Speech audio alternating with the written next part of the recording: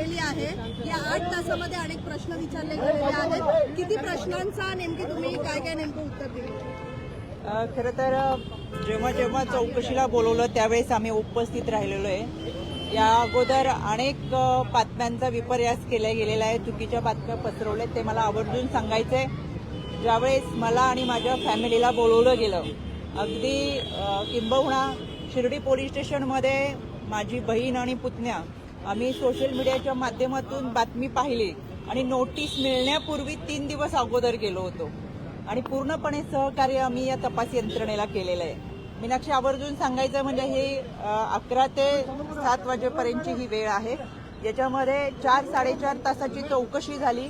याच्यामध्ये जबाब नोंदवणं, टाईप करणं, लिहून घेणं, मधला लंच ब्रेक असा बराचसा काळ होता। पण त्यांचे जे काही प्रश्न होते त्या सगळ्या प्रश्नांची उत्तरं दिलेत आणि मी पहिल्या दिवशी जे सांगितलं होतं ते आजही सांगते। खरात प्रकरणामध्ये खराशी आमचा कोणताही आर्थिक व्यवहार नव्हता, कोणत्याही जमिनीमध्ये आम्ही पार्टनर नव्हतो, त्याच्यामुळे बाकीचे प्रश्न उद्भवत नाही।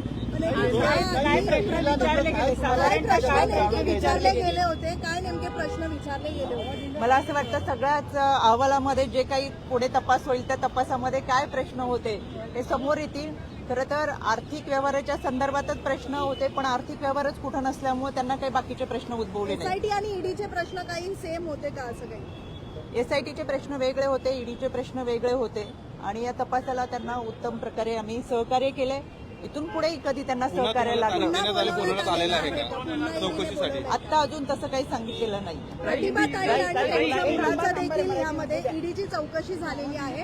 काही बँकेमध्ये पैसे जे आहेत ट्रान्सफर झाल्याचं समोर आलेलं आहे, तर हा थेट व्यवहार आहे असं कळतंय। मी यापूर्वी सुद्धा एक फेसबुक पोस्टच्या माध्यमातून सांगितलं होतं, आज देखील आवर्जून सांगते। समता पत संस्थेमध्ये जे प्रतिभा चाकणकर आणि तन्मय चाकणकर यांच्या नावाची जी खाती खोलली गेली ती बनावट खाती होती। त्यामध्ये ही दोघं कधीही समता पत संस्थेत गेली नव्हती। त्यांना समता पत संस्था कोठे आहे हे सुद्धा माहीत नाही। त्याच्यामध्ये त्याचा ओटीपी हा खरातकडे जात होता।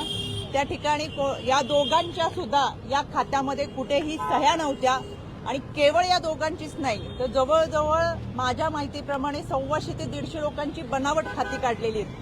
ज्या व्यक्तीला घरातून चालता सुद्धा येत नाही अशा लोकांची सुद्धा बनावट खाती ही समता पत संस्था आणि अजून एक पतसंस्था आहे त्याच्यामध्ये काढलेली आहेत। त्याच्यामुळे ही जी खाती आहेत ती खोटी आहेत।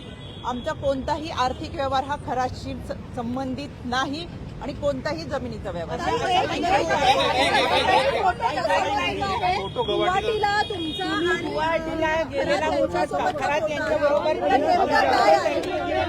पहिली गोष्ट, गुवाहाटीचा जो फोटो तुम्ही पाहिलेला आहे त्याच्यामध्ये हा फोटो जो आहे तो माझ्या फॅमिली सोबत, खरातची फॅमिली आहे। दुसरी, माझ्या कुटुंबाने कधीही दर्शन केलेलं नव्हतं आणि त्यावेळेचा आमचा भाव असा होता की आपल्याला आपल्या गुरुबरोबर जर दर्शन करता आलं तो आध्यात्मिक भाव म्हणून आम्ही स्वतंत्र पुण्यावरून प्रवास करून गेलो होतो आणि तिथं सोबत आम्ही दर्शन घेतलं होतं। त्याच्यानंतरचा त्यांचा प्रवास त्यांच्या लोकांसमवेत होता। खरात अनेक लोकांबरोबर त्याच्या कुटुंबाबरोबर तिथे आलेला होता। त्याच्यामुळे आपण दर्शनाला अनेक ठिकाणी जातो, तो एक आध्यात्मिक भाव होता।